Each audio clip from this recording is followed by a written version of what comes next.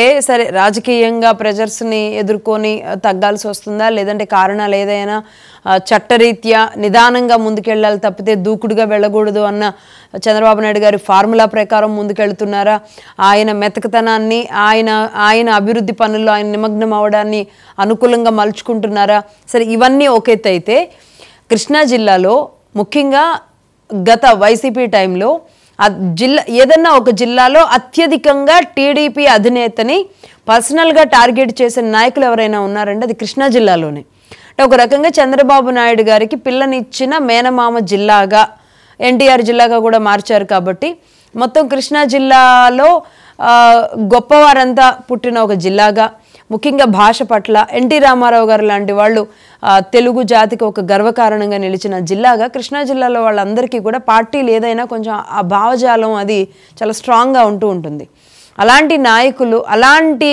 చోట నుంచే పర్టికులర్గా చంద్రబాబు నాయుడు గారిని తిట్టించున్నాడు కొడాలి నాని కానివ్వండి వల్లభనేని వంశీ కానివ్వండి జోగి రమేష్ కానివ్వండి పేర్ని నాని కానివ్వండి ఇలాంటి నాయకులందరూ కూడా కృష్ణా జిల్లా నుంచే మాట్లాడడం విచ్చలవిడిగా మాట్లాడడం ఏదన్నా మాట్లాడగలగడం అదంటే మా యాస ఇది మా భాష ఇది అన్నట్టుగా మార్చేయడం లాంటిది చూసాం నిజంగా ఎంత జుగుప్సాకరంగా అంటే ఈరోజు తెలుగు వాళ్ళు ఎక్కడున్నా వీళ్ళ ఫోటోలు చూపించి వీళ్ళు మాట్లాడింది కరెక్టా అంటే అసలు వాళ్ళ ఫోటోలు చూపిస్తేనే అసహించుకునేలాంటి పరిస్థితికి కొంతమంది నాయకులు వెళ్ళిపోయారు అలాంటి చోట జోగి రమేష్ గారు లాంటి వాళ్ళు ఎమ్మెల్యేగా ఉండి చంద్రబాబు నాయుడు గారి ఇంటి మీదకి మనుషుల్ని వేసుకొని కర్రలు పట్టుకొని దాడికి వెళ్ళిపోయారు ఇదే జోగి రమేష్ గారు టీడీపీ ఆఫీస్ మీదకి దాడికి వెళ్ళారు ఇదే జోగి రమేష్ గారు అక్కడ అగ్రిగోల్డ్ దాంట్లో ఇరుక్కొని ఉన్నారు మొన్నటికి మొన్న జోగి రమేష్ గారి మీద కేసు పడినప్పుడు వాళ్ళ కుమారుడి మీద ఆయన మీద పడినప్పుడు కుమారుడు అరెస్ట్ కూడా అయిపోయినప్పుడు ఆయన చెప్పారు గౌడు కులానికి సంబంధించిన వాడిని నేను బీసీ కులాన్ని నన్ను టార్గెట్ చేస్తున్నారు బీసీ కులం గౌడు కులం బీసీ కులం గౌడు కులం అని చెప్పారు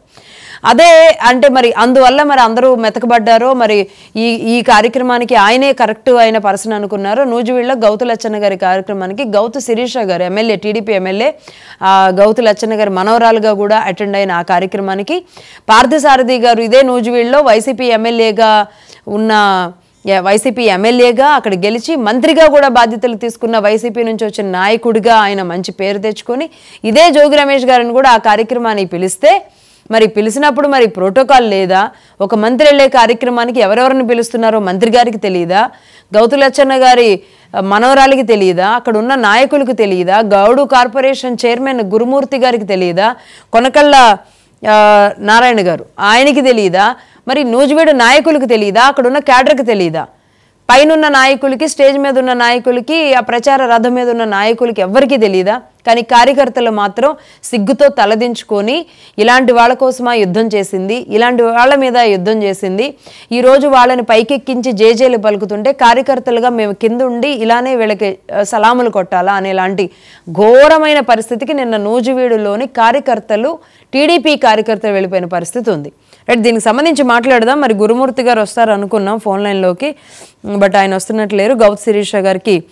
కాంటాక్ట్ చేయడానికి ట్రై చేస్తున్నాము అలాగే కొనకళ్ళ నారాయణ గారిని కూడా ఫోన్ లైన్లోకి తీసుకునే ప్రయత్నం చేద్దాం సజ్జా అజయ్ గారు అఫ్సాన్ గారు ఇద్దరు కంటిన్యూ అవుతున్నారు ముందుగా అజయ్ గారు మీరేమంటారు లక్ష్మి గారు ఇక్కడ ఏంటంటే నిన్న జరిగిన సంఘటన ఏదైతే సర్దార్ గౌతు లచ్చన్న గారి విగ్రహావిష్కరణకి నిన్న జరిగిన ర్యాలీ వాళ్ళు పంచుకున్న స్టేజ్ అదంతా కూడా ఏంటంటే గడిచిన 5 సంవత్సరాల్లో జోగి రమేష్ అనే ఒక వ్యక్తి చేసిన అరాచకాలన్నీ చూసి బరాంచి ఇటువంటి పనికిమాలలో ఎందుకు ఈ రాజకీయాల్లో ఉంటారు అనుకున్న ప్రతి ఒక్కడు కూడా నిన్న చూసి ఎంత బాధపడి ఉంటారంటే అఫ్ కోర్స్ నిన్న దానికి గౌతు శిరీష గారు కావచ్చు లేకుంటే పార్థసారథి గారు కావచ్చు వాళ్ళ వివరణ వాళ్ళు ఇచ్చారు మాకు తెలియకుండా జరిగిపోయింది అని ఇక్కడ ఏమవుతుందంటే లక్ష్మి గారు మాకు తెలియకుండా జరిగిపోయింది అనేది చాలా చిన్న పదం ఎగ్జాక్ట్ ఎందుకంటే ఒక కార్యక్రమం జరుగుతున్నప్పుడు ఒక కార్యక్రమాన్ని ఏర్పాటు చేసినప్పుడు 100% అన్ని ఇన్ఫర్మేషన్ ఉంటుంది ఎవడు వస్తున్నాడు ఎవడు రావట్లేదు అనేది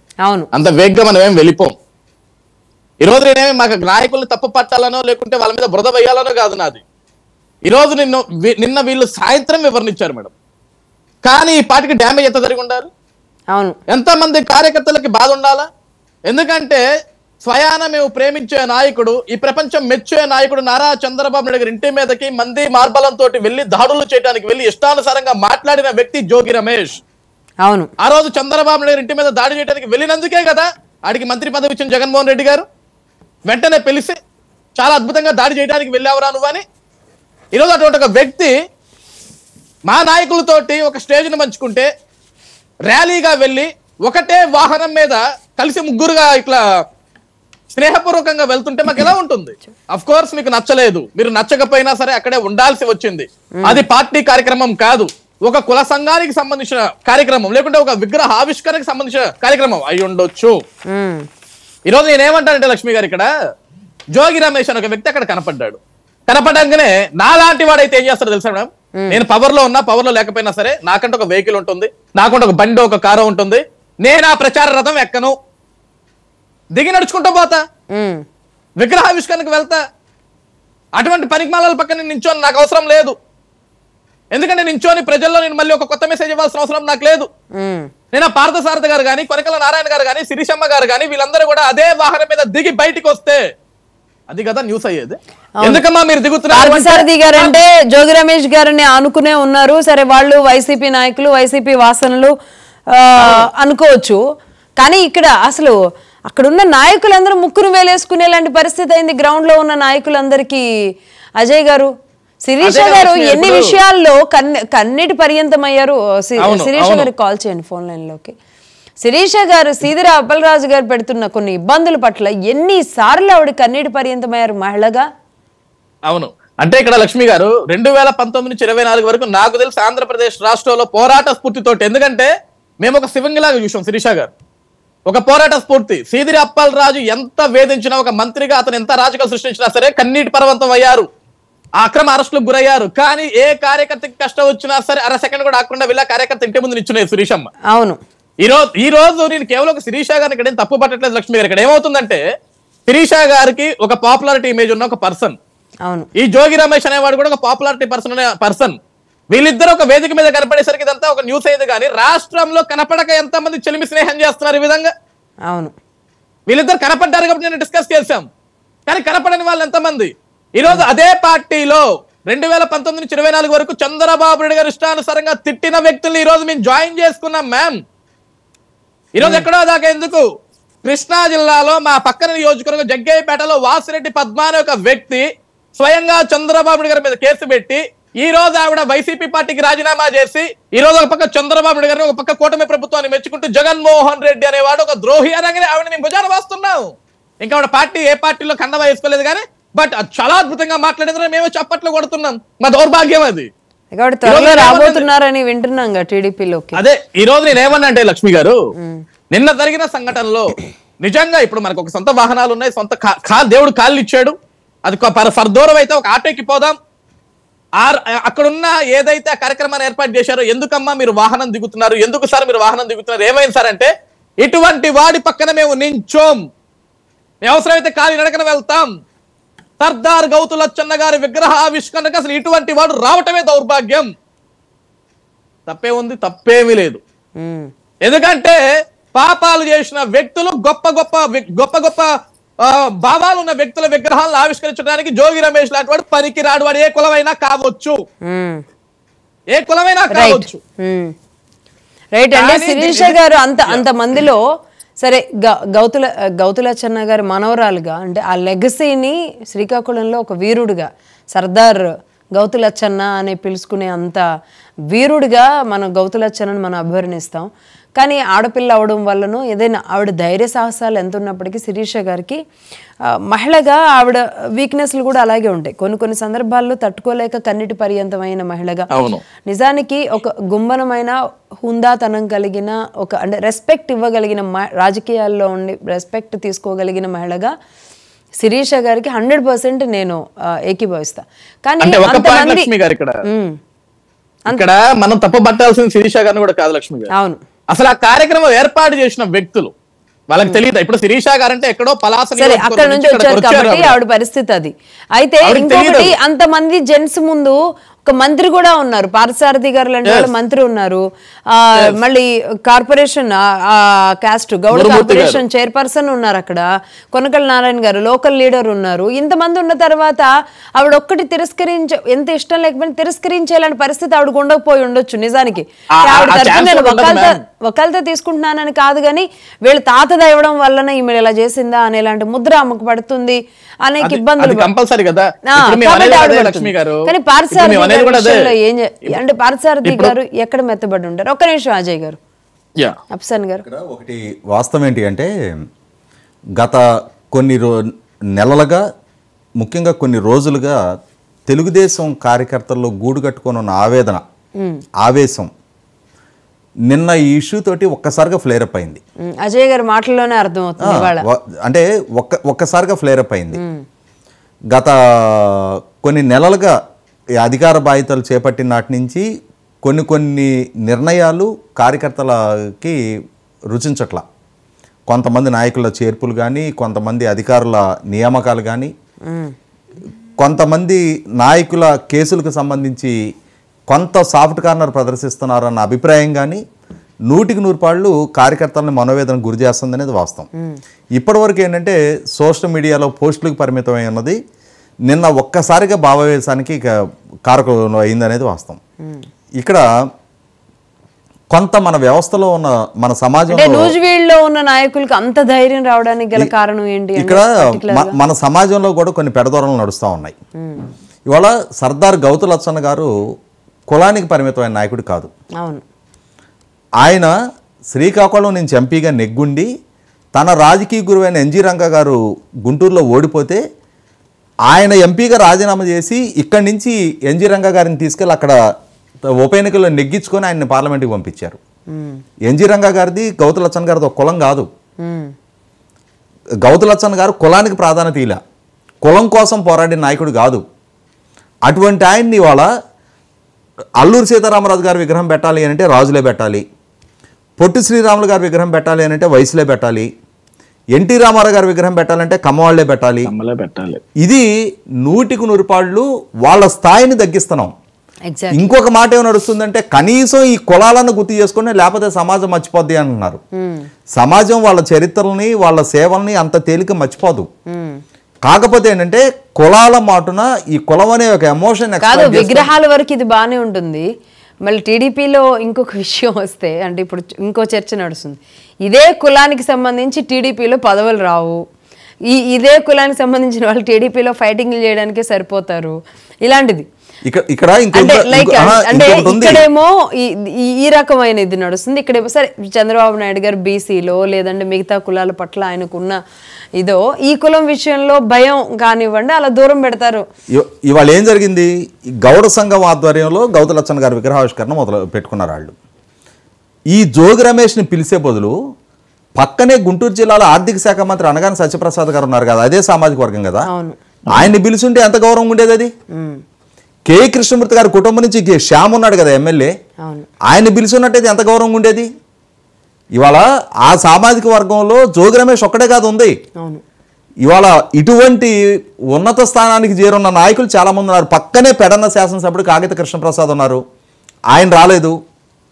మరి అటువంటి వాళ్ళందరినీ కూడా పిలుచుకొని ఉండొచ్చు కదా, అక్కడ పిలిచే ఉంటారు. బహుశా జనసేనలో ఉన్న అదే సామాజిక వర్గ నాయకులుని పిలవచ్చు, పోనీ అక్కడ ఉన్న వాళ్ళు ఉంటారు అక్కడ కూడా. అదే చెప్తున్నా. కాకుండా ఏంటంటే 100% ఇక్కడ జోగి రమేష్కి ఆ ప్రాధాన్యత దక్కటము శ్రేణులకు రుచించలా, అతనికి ఆ ప్రాధాన్యత ఆ కుల సంఘం వాళ్ళు ఇచ్చిన అక్కడ అతనితో పాటు ఆ ర్యాలీలో కానీ వేదిక మీద కానీ ఈ తెలుగుదేశం సీనియర్ నాయకులు అంటే పార్థసారథి గారిని కూడా అంతగా పరిగణలోకి తీసుకోరు. ఎందుకంటే మీరు ప్రస్తావించినట్టుగానే ఆయన ఈ మధ్య కాలంలోనే వాళ్ళ నాన్నగారు ఎప్పుడో కేపీ రెడ్డి గారు ఎన్టీ రామారావు గారి హయాంలో మంత్రిగా పనిచేసి ఆయన పార్టీతోటి విభేదించి పివి నరసింహారావు గారితో పాటు వెళ్ళిన తర్వాత దాదాపుగా కొన్ని దశాబ్దాల పాటు తెలుగుదేశం పార్టీతో వాళ్ళకి అటాచ్మెంట్ లేదు. మళ్ళీ కొత్తగా ఇప్పుడే తెలుగుదేశం పార్టీలోకి ఆయన వచ్చారు. కానీ గౌతు శిరీష్ గారి దగ్గరికి వచ్చేప్పటికి ప్రత్యేక పరిస్థితి. 6 దఫాలుగా శివాజీ గారు శాసనసభ్యుడిగా కొనసాగున్నారు. అలాగే అమ్మాయి శిరీష్ కూడా 2019లో పోటీ చేసి ఓడిపోవటం, మళ్ళీ ఇప్పుడు రెండోసారి పోటీ చేయటం, తను సోషల్ మీడియా వేదికగా కానీ తెలుగుదేశం పార్టీలో రాష్ట్ర స్థాయిలో గుర్తింపు పొందిన అతి కొద్ది మంది మహిళా నాయకురాల్లో ఒకరిగా తనకు గుర్తింపు వచ్చిన నేపథ్యంలో ఇవాళ తను అటువంటి సంఘటనకి కేంద్ర బిందుగా మారటం అనేది రైట్. ఇదొకటి ఇలా ఉంటే కృష్ణా జిల్లా నాయకుల్ని టచ్ చేయాలి అంటే కూడా కూటమి ప్రభుత్వం ఏమన్నా భయపడుతుందా, ఆలోచిస్తుందా? ఎందుకంటే నూజివీడులో వరుసపెట్టి వైసీపీనో కాంగ్రెస్సో వీళ్ళే వస్తూ ఉన్నారు. ఉన్న కాస్త కూస్తో టీడీపీ నాయకులు కూడా సిన్సియర్గా ఉండేవాళ్ళు కొంతమంది అయితే, కొంతమంది చడి చప్పుడు కాకుండా వైసీపీకి కింద అండర్ గ్రౌండ్ నుంచి సపోర్ట్ చేసేవాళ్ళు ఇంకొంతమంది అయిపోయి, అంటే ఇది వైసీపీ కాన్స్టిట్యున్సీయే, ఏదో మనం అలా వచ్చాం, లేదంటే ఒక వైసీపీ నాయకుడు రావడం వల్ల వచ్చాం అనే భావనలో కూడా ఏమన్నా అక్కడ ఉన్నారా? అంటే మేజర్ నాయకులు, మండల స్థాయి నాయకులు. ఈ ఎన్నికలు జరిగిన తీరు శ్రీకాకుళం జిల్లా నుంచి అనంతపూర్ జిల్లా దాకా ఇది వైసీపీ నియోజకవర్గం, అది తెలుగుదేశం నియోజకవర్గం అనే తరతం భేదాలు ఏమి లేవు. అది ప్రజలకి అన్ని నియోజకవర్గాల్లో మొత్తం కోస్తా ప్రాంతంలో 4 అసెంబ్లీ స్థానాలు వైసీపీకి దక్కాయి, మొత్తం రాయలసీమ ప్రాంతంలో 7 అసెంబ్లీ స్థానాలు వైసీపీకి దక్కాయి. అటువంటి పరిస్థితుల్లో ఇది వైసీపీ అది టీడీపీ అనేది 2019, 2014 ఎన్నికల నాడు ఆ తరతం భేదాలు ఉన్నాయి, కానీ ఈ 2024 ఎన్నికల్లో ప్రజలు ఆ గీత చెరిపేశారు.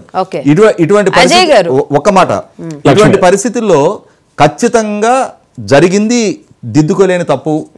కానీ ఇప్పుడు పార్థసారథి గారు, శిరీష్ గారు ఇరువురు కూడా వాళ్ళు మీడియాలోకి వచ్చి వాళ్ళ వైపు నుంచి ఇచ్చే వివరణ ఇచ్చే ప్రయత్నం చేశారు కాబట్టి ఇక ఆ స్థాయికి వివాదాన్ని అక్కడ ముగిస్తే బెటర్. ఇంకంతకన్నా సాగదీయటం వల్ల మనోవేదన తప్పితే ప్రయోజనం లేదు. రైట్. నూజివీడి విషయం మాట్లాడితే అజయ్ గారు మీరేమంటారు? మీది కృష్ణా జిల్లానే అనుకుంటా. కృష్ణా జిల్లా. కృష్ణా జిల్లా నాయకుల్ని కదిలించాలంటే వైసీపీ నాయకుల్ని ఇప్పుడు నేను ఇంతకుముందు చెప్పావు 4 పేర్లు, 4 ప్రధానంగా వినబడతారు. ఇంకా గ్రౌండ్లో అదే పర్టికులర్గా నూజివీడు కాన్స్టిట్యున్సీలో కూడా ఇదే జరుగుతుందా? ఇదే జరిగితే కనుక రేపు మీ పరిస్థితి ఏంటి? మీరు దానికి రెడీగానే ఉన్నట్ట? అంటే అధిష్టానాన్ని అడుగుతున్నాను, నేను మిమ్మల్ని అడుగుతున్నాను అంటే ప్రశ్న అది మీ అధిష్టానాన్ని అడుగుతున్నట్టే. అంటే లక్ష్మి గారు మీరు అన్నది ఇప్పుడు భయపడుతున్నారా అంటే ఇక్కడ ఎవడెవడికి భయపడ్డండి. బట్ ఏంటంటే గతంలో ఇప్పుడు ఎవరైతే గతంలో నోర్లెత్తి ఇష్టానుసారంగా మీరే అన్నారు స్టార్టింగ్, తెలుగు భాషని తెగలు పట్టించిన పనికిమాల వీళ్ళంతా.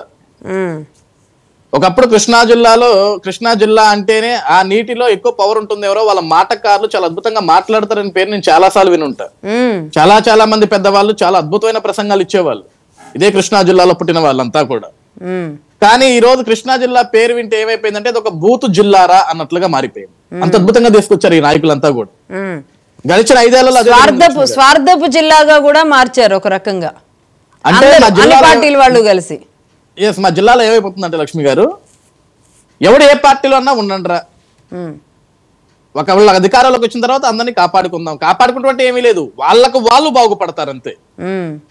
నాయకులే ఇక్కడ.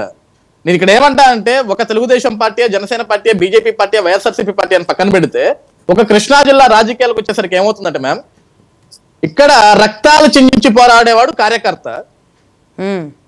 ఈ కార్యకర్త రక్తం మీద హ్యాపీగా కద్దరు సొక్కేసి నించునేవాడు నాయకుడు. సరే, నేను ఒక పార్టీలో ఉండి ఇలా మాట్లాడటం తప్ప కరెక్టా అంటే నేను ఒక సామాన్యుడిగా మాట్లాడతా విషయాన్ని. ఎందుకంటే ఇది రియల్ వాస్తవం ఇది. ఎందుకంటే ఈ రోజు ఒక పార్టీ మారిన తర్వాత, లేకుంటే ఒక రాజకీయ పార్టీ గెలిచిన తర్వాత మేము గతంలో కొంతమంది నాయకుల మీద పోరాడి ఉండుంటాం, వాళ్ళు మా మీద కేసులు పెట్టి ఉండుంటారు. ఈ రోజు అటువంటి వ్యక్తుల్ని మళ్ళీ మా పైన నాయకులు తీసుకొచ్చి మా పక్కనే పెడుతుంటే మాకు ఎలా ఉంటుందంటే, ఎందుకు వాడిని తీసుకొస్తున్నామంటే మీకు తెలియదురా, మేము 40 ఏళ్ల నుంచి రాజకీయం చేస్తున్నాం, మీకేం తెలుసు, మీరు పిల్లలు, మీకు తెలియదు, మీరు మాట్లాడమాకండి అంటారు. అంటే మేము కూడా అఫ్ కోర్స్ రాజకీయాల్లో మాకు అవగాహన కొంచెం తక్కువ ఉండుండొచ్చేమో, కానీ మేము కొంచెం చదువుకున్నాం, మాకు అవగాహన ఉంది, మేము ప్రజల్లో తిరుగుతున్నాం, కష్ట నష్టాలు చూస్తున్నాం. ఆ మాత్రం కూడా జ్ఞానం లేకుండా అయితే ఉండం కదా రాజకీయాల్లో. ఈ రోజు ఏంటంటే వాడిని వీడు కాపాడుకోవాలా, వీడిని వాడు కాపాడుకోవాలా, కార్యకర్తను కాపాడేటోడు ఎవడు ఉండడు ఇక్కడ. ఇది వాస్తవం కాదా? రైట్. అప్సాని గారు అంటున్నారు, సరే దీన్ని ఇంతటితో సద్దుమణిగించి రేపు ఏం జరగకుండా అంటే ఎట్లా సద్దుమణుగుతుందండి? రేపు ఒకవేళ కొడాలి నాని గారిని, వల్లభనేని వంశీ గారిని కూడా పిలిచారని, జోగి రమేష్ గారు ఏం తక్కువ కాదు, ముసలి కుక్క నక్క ఎన్ని మాట్లాడినారు చంద్రబాబు నాయుడు గారు. నేను జోగి రమేష్ ని 0.1% కూడా నేను సమర్థించను. నేను అంటుంది ఏంటంటే ఇక్కడ ఇది కార్యకర్తల ఆవేదన మొత్తం వ్యక్తమైంది. ఆవేదన వ్యక్తమైన తర్వాత పార్టీ స్పందించింది, వాళ్ళని వివరణ అడిగారు, వాళ్ళు వివరణ ఇచ్చారు. ఇంకా దీన్ని ఇంకా రోజుల తరబడి ప్రొలాంగ్ చేసుకోవటం వల్ల అసలు సిసలుగా ప్రజల్లో జరగాల్సిన చర్చలు పక్కదారి పడతా ఉన్నాయి. మీకు ఒక సింపుల్ ఒక సింపుల్ ఎగ్జాంపుల్ చెప్తా. ఇక్కడ మొన్న విజన్ 2047 డాక్యుమెంట్ రిలీజ్ అయింది. ఎంత గొప్ప ప్రోగ్రామ్ అది నడుస్తూ ఉండగానే ఇక్కడ అల్లు అర్జున్ అరెస్ట్ అనే ఒక వార్త బయటకు వచ్చేటప్పటికి ఇది మొత్తం హైజాక్ చేసేసింది. ఏది అసలు చర్చ జరగాల్సిన అంశం అల్లు అర్జున్ అరెస్ట్ ఒక పెద్ద బ్రహ్మాండం కింద పడినట్ట, భూ కింద పడినట్టు కాదుగా. కానీ జరుగుతున్నది అసలు ఖచ్చితంగా అంటే సరే మీడియా తీసుకునేది, ప్రజలు రిసీవ్ చేసుకునేది, ఇవన్నీ డిపెండ్ అయి ఉంటే ఐ అగ్రీ విత్ దట్. నేను అనేది ఏమంటే జరిగింది, దిద్దుకోలేని తప్పు జరిగింది అనేది వాస్తవం. ఆ తప్పుకి ఇవాళ పార్థసారథి గారు, శిరీష్ గారు, కొనకల నారాయణ గారు కేంద్ర బిందువుగా మారారనేది వాస్తవం. కొనకల నారాయణ గారు చాలా అదృష్టవంతులు. ఇవాళ ఆయన ఎక్కడ చర్చనీయాంశం కావట్లా. వీళ్ళిద్దరూ అసలు యాక్చువల్ గా ప్రోగ్రామ్ కాన్సెప్టలైజ్ చేసిన దాంట్లో ఆయనే కీలకం అని అంటున్నారు. దీంట్లో ఈ ఆహ్వానాన్ని అంటే జోగి రమేష్ ఆహ్వానించిన దాంట్లో కూడా కొనకల నారాయణ గారే కీలకం. అంటే కాదండి, ఇప్పుడు పార్టీలు వేరేనంత మాత్రాన కొట్టుకు చావమని అయితే ఎవరు చెప్పరు. గత 5 ఏళ్ల పాటు అలాగే ఉంది. కాబట్టి నేను చాలా సందర్భాలు చాలా డిబేట్ లో నేను అన్నాను ఏంటంటే ఇక్కడ తెలంగాణలో పార్టీలు వేరైనా నాయకులు ఏదైనా ఫంక్షన్స్ లో కలిసినప్పుడు ఫంక్షన్స్ లో కలుస్తారు, షేక్ హ్యాండ్లు ఇచ్చుకుంటారు, మాట్లాడుకుంటారు. ఏది కవిత గారు, బండి సంజయ్ గారు లాంటి వాళ్ళైనా, రేవంత్ రెడ్డి గారు, రేపు కేటీఆర్ గారు అన్ఎక్స్పెక్టెడ్గా ఎక్కడ కలిసినా వాళ్ళు అభివాదం చేసుకోగలుగుతారు. కానీ ఏపీలో అలాంటి పరిస్థితులు ఎందుకు లేవి 5 ఏళ్ళు అనుకున్నాం. సరే అలాంటి పరిస్థితులు రావాలని కోరుకున్నాం. కానీ ఇలాంటి పర్టికులర్ నాయకులు ఉంటారు చూడండి, బూతులు తిట్టడానికి పదవుల కోసం. ఏమంటే ముసలి కుక్క నక్క పవన్ కళ్యాణ్ గారిని ఎన్ని మాటలు అసలు ఇష్టం వచ్చినట్టు మాట్లాడితే జోగి రమేష్ కి శభాష్ కొట్టలేదా అండి జగన్మోహన్ రెడ్డి గారు? ఇప్పుడు జోగి రమేష్ మనం సపోర్ట్ చేయట్లేదు కదా. నేను అనేది ఏమంటే, నేను ఎందుకు అంటున్నానంటే ఇక్కడ ఆ కామెంట్లు కూడా చూస్తా ఉన్నాం నిన్నటి నుంచి. అది ఎంత ఎక్స్టెంట్కి వెళ్ళాయి అని అంటే గౌతు శిరీష పార్టీ కన్నా కూడా కులానికి ప్రాధాన్యత ఇచ్చింది. అంటే ఆమెకి అక్కడ గౌడ సంఘానికి ప్రాధాన్యత ఇచ్చింది కాబట్టి అక్కడ పార్టీ ఎమోషను నాయకుడికి జరిగిన అవమానం కన్నా కూడా కులానికి ప్రాధాన్యత ఇచ్చింది అనే లెవెల్కి ఆ కామెంట్లు వెళ్ళిపోతా ఉన్నాయి. ఎందుకంటే ఇప్పుడు నడిపించింది కొనకళ్ళ నారాయణ గారు. ఇక్కడ మనకు తెలిసి గౌతు శిరీష్ గురించి మనకు కూడా ఒక అవగాహన ఉంది కదా. 2.5 దశాబ్దాలకు పూర్వమే ఆ అమ్మాయి కులాంతర వివాహం చేసుకుని ఉంది కదా. అరమరికలు లేకుండా వాళ్ళ కాపురం బ్రహ్మాండంగా నడుస్తా ఉంది కదా. కులానికి ప్రాధాన్యత ఇచ్చిన అమ్మాయి కాదు కదా అమ్మాయి. అటువంటి నేను అనేది ఏమంటే ఒక పర్టికులర్ అంటే ఆ ఎక్స్టెంట్ దాటి వెళ్ళిపోతా ఉంది. అంటే పలాస నుంచి వచ్చారు కాబట్టి ఇది. కానీ మీరేమంటారు అంటే ఇక్కడ మంత్రులు కాబట్టి మంత్రులను ఏమైనా మాట్లాడొద్దు అన్నట్టుంటే పార్థసారథి గారిని ఇందులోకి తీసుకురాలేమా? కొనకళ్ళ నారాయణ గారిని ఇందులో మాట్లాడలేరా? కొనకళ్ళ నారాయణ గారు, పార్థసారథి గారు, శిరీష్ గారిది ముగ్గురిది సమాన బాధ్యతే, అందులో ఎటువంటి డౌట్ లేదు. వాళ్ళు వివరణ ఇచ్చారు. నా ఉద్దేశం అయితే ఏంటంటే పార్టీ పరంగా అంటే ఏంటి వివరణ తెలియదు, మర్చిపోయాను, చూడలేదు, తెలీదు మర్చిపోయాను అనేది. అంటే ఇప్పుడు మీడియాలో చెప్పారు, పార్టీకి పార్థసారథి గారు అయితే క్షమాపణ చెప్తున్నానని చెప్పాడుగా. ఓపెన్ గానే నా వల్ల పొరపాటు జరిగింది, క్షమాపణ చెప్తున్నానని చెప్పాడు.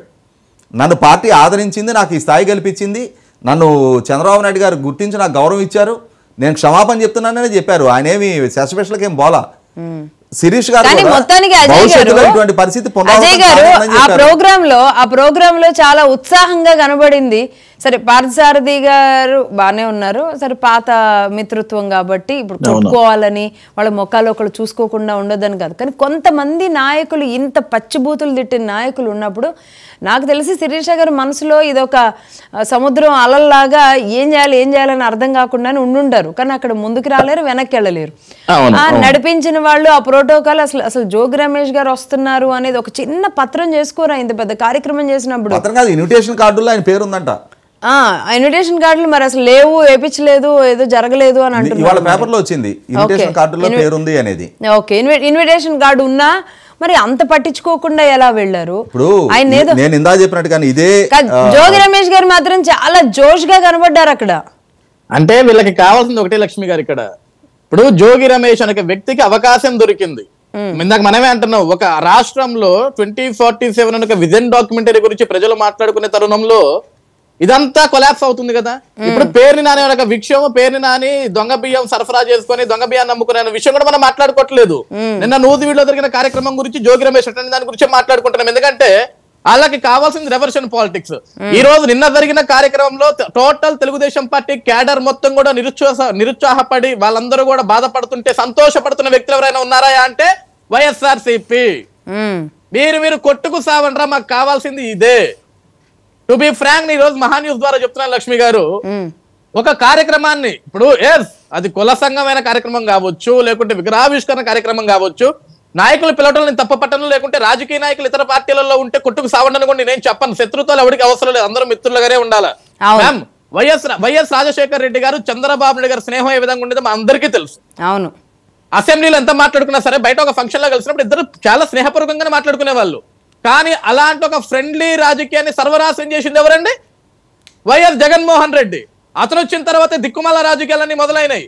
తిట్టాలి, బూతులు తిట్టాలి, మీరు ఇంకెప్పుడు కలవకూడదు, కనిపించకూడదు అన్నట్టుగా విద్వేషాలు, పగలు విద్వేషాలు.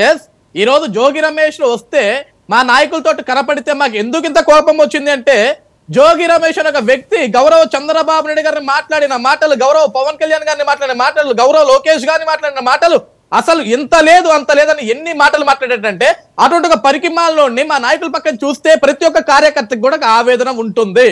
ఇక్కడ శిరీష గారిని మాట్లాడాలనో, లేకుంటే సారథి గారిని మాట్లాడాలనో, లేకుంటే నారాయణ గారిని మాట్లాడాలనో, లేకుంటే గురుమూర్తిని మాట్లాడాలనో కాదు మాది. మా బాధ ఆవేదన అది. ఎందుకంటే సడన్ గా ఒకటేసారి ఒక చిత్రం మీద ఒక ఫ్రేమ్ లో ఇంతమంది కనపడుతుంటే ఆ బాధ మాకు ఉంటుంది. అక్కడ ఎవడు పిలిచాడు, ఎవడు పిలవలేదు, మీకు తెలిసి వెళ్ళారా, తెలిసి వెళ్ళలేదా అంటే ఇదంతా మనం సంజాయిషి చెప్పుకునేసరికి మొత్తం డ్యామేజ్ అయిపోతుంది కదా లక్ష్మి గారు. డ్యామేజ్ జరిగిపోయింది. ఇప్పుడు ఈ విషయాన్ని ఇదే పార్థసారథి గారు కూడా వైసీపీలో పనిచేసి వచ్చారు, వైసీపీలో కూడా ఆయన విమర్శించారు టీడీపీని, కానీ ఇలాంటి బూతులు ఎక్కడ తిట్టలేదు. కాబట్టి పార్థసారథి గారిని మీరు యాక్సెప్ట్ చేయగలుగుతారు, మంత్రి పదవి కూడా ఇచ్చి ఉండొచ్చు. ఇప్పుడు మేము అనేది అదే లక్ష్మి గారు, వైసీపీలో ఇప్పుడు అఫ్ కోర్స్ మీరు ఆ గౌడ సంఘానికి పిలిచిన దాంట్లో వైసీపీలో చాలా మంది గౌడ్స్ ఉండొచ్చు కూడా. జెండా మోసే కార్యకర్త దగ్గర నుంచి పార్టీని నమ్ముకున్న కార్యకర్త చాలా మంది ఉండొచ్చు, వాళ్ళు కూడా పిలవచ్చు. ఆ నియోజకవర్గాల్లో దూరం ప్రాంతాల నుంచి కూడా పిలుచుకోవచ్చు. కానీ జోగి రమేష్ అనేటవాడు నాట్ యాక్సెప్టబుల్ పర్సన్. ఈవెన్ ఇప్పుడు ఈవెన్ అతను గౌడ సంఘ కులస్తుడు అయి ఉండొచ్చు, కానీ సర్దార్ గౌతు లచ్చన్న గారి విగ్రహావిష్కరణలో పాల్గొనే కనీస నైతిక విలువల వ్యక్తికి లేవు. ఎందుకంటే సర్దార్ గౌతు లచ్చన్న అనే వ్యక్తి కేవలం ఒక గౌడ సంఘానికి, గౌడ కులానికి సంబంధించిన వ్యక్తి మాత్రమే కాదు, స్వాతంత్ర పోరాట సమర యోధుడు. అవును, అటువంటి ఒక మహోత్తరమైన వ్యక్తి విగ్రహావిష్కరణలో పాల్గొనేదానికి జోగి రమేష్ యొక్క బూతుల మంత్రి, బూతుల వ్యక్తి, ఈవెన్ అమ్మ భాష ఏ విధంగా మాట్లాడాలో కూడా తెలియని ఒక వ్యక్తిని తీసుకెళ్లి అటువంటి ఒక మహోత్తరమైన వ్యక్తి విగ్రహాన్ని ఆవిష్కరించడానికి వాడు అర్హుడే కాదు. అటువంటి ఒక వ్యక్తిని అసలు ఇన్వైట్ చేసిన వాళ్ళు చాలా తలదించుకోవాలి సిగ్గుతోటి. మళ్ళీ మొన్న ఇది అగ్రిగోల్డ్ విషయంలో నేను గౌడ్ని కాబట్టే, నేను బీసీని కాబట్టే, అంటే వీళ్ళు చేసే తప్పులన్నిటికీ కులం అడ్డేసుకోవడం. ఇప్పుడు ఈ కార్యక్రమం జరుగుతుంది కాబట్టి పిలవంగానే వెళ్ళడం వల్ల అక్కడ ఉన్న వాళ్ళంతా మావాడు అని చెప్పేసి మళ్ళీ సానుకూలంగా మారిపోవడం. సర్దార్ గౌతు లచ్చన్న గారి విగ్రహం ఆవిష్కరణలో అతను ఓపెనింగ్ విగ్రహం పట్టుకుని ఒక దండ వేయంగానే ఇతనే పునీతుడు అవ్వడు.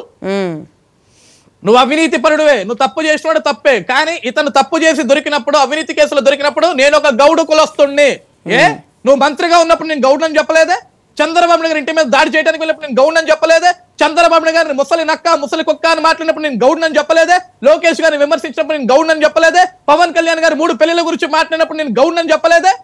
ఈరోజు నీ కొడుకు మీద, నీ మీద ఒక కేసు వచ్చినప్పుడు పోలీసులు ఇంటి చుట్టూ తిరిగినప్పుడు నేను ఒక బీసీ సంఘానికి సంబంధించిన వ్యక్తిని, నేను ఒక గౌడ కులస్తుని కాబట్టి నా మీద మీరు అపాదం వేస్తున్నారు అంటే 5 సంవత్సరాలు గుర్తుగా నీ గౌడ కులం ఇప్పుడు గుర్తొచ్చిందా? ఈ రోజు గుర్తొచ్చిందా ఈ ప్రేమ?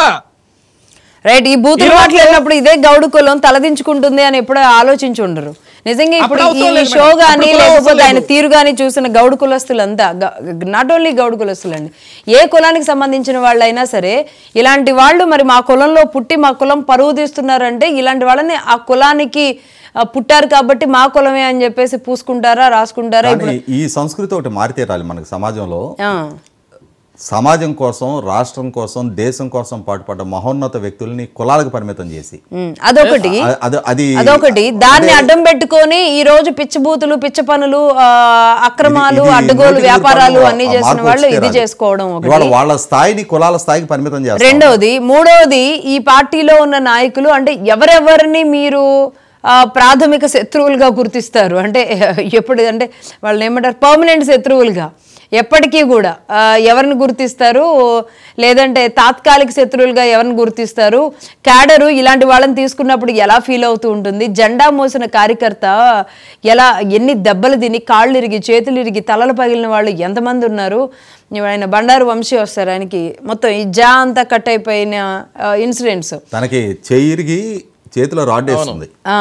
ఎందుకంటే ఇప్పుడు జనసేనలో చేరిన కిలార్ రోసయ్య పొన్నూరు నియోజకవర్గంలో చేబ్రోలు మండలంలో 700 ఎకరాల్లో అక్రమ గ్రావెల్ 2,100 కోట్ల రూపాయల అక్రమ గ్రావెల్ ధూళిపాల నరేంద్ర గారితో పాటు కలిపి అక్కడ నిరసన కార్యక్రమం కారణం ఏదైనా అంటే ఇలాంటి గాయాలు తిని తలలు పగిలిన వాళ్ళు అనేక మంది ఉన్నారు. వీళ్ళందరికీ ఒళ్ళు రక్తం మరిగిపోతుంది, దాంతో కన్నీరు వస్తుంది. ఆ కన్నీరుకి ఇప్పుడున్న ప్రభుత్వం కారణం కాకూడదు. మేము తీసుకెళ్ళి మిమ్మల్ని అక్కడ కూర్చోబెట్టినప్పుడు ఈ కన్నీరు కారణం కాకూడదు. అందుకే లోకేష్ గారు చాలా సీరియస్ అయినట్టు తెలుస్తుంది ఇష్యూ మీద.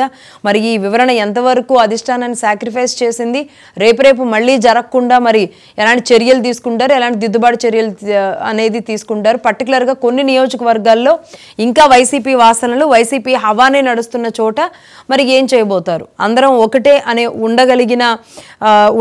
ఉండాలనే కోరుకుంటాం. పగలు ప్రతీకారాలు ఉండకూడదు, శుభకార్యాల్లో మంచి విషయాల్లో అందరూ ఒకచోటే ఉండాలి. కానీ కొంతమంది విచ్చలవిడిగా రాష్ట్ర పరువును తీసిన వాళ్ళని ఎలా గుర్తించి దూరం పెడతారు, దీని మీద మాత్రమే ప్రభుత్వం కూడా నిర్ణయం తీసుకోవాలేమో. ఎనీవే, థ్యాంక్ యూ అండి అజయ్ గారు, అప్సాని గారు, అందరికీ ధన్యవాదాలు.